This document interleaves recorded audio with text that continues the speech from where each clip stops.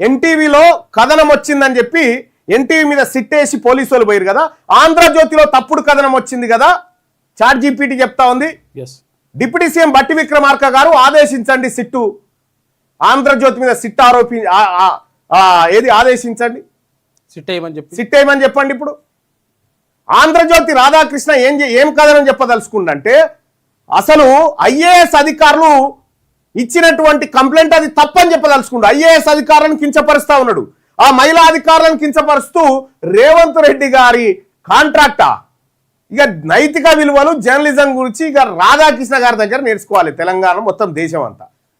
ఈ ప్రపంచం మీదనే పరమ చెత్త జర్నలిజం విలువలు పాటించని పత్రికగా ఆంధ్రజ్యోతి తెరకెక్కిన తర్వాత డిప్యూటీ సీఎం గారి మీద ఒక దళిత బిడ్డ కన్ను మండిన డిప్యూటీ సీఎంగా ఉంటే, సీఎం కావాల్సింది ఆయన.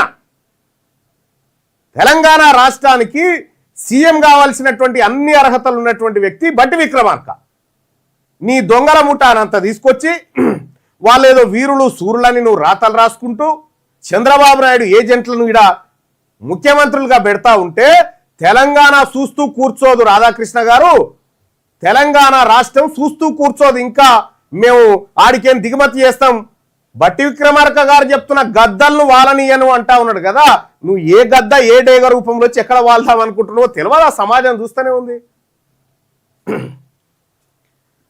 ఇక్కడ రేవంత్ రెడ్డి తెలుగుదేశం పార్టీని పొగిడిన విధానం చూస్తే ఏమనిపిస్తుంది? రేవంత్ టీడీపీ ఏజెంట్గా మారిపోయింది అనుకుంటున్నారా? కాంగ్రెస్ కోసమే పనిచేస్తున్నాడు అనుకుంటున్నారా? మీ అభిప్రాయాన్ని తెలియజేయండి.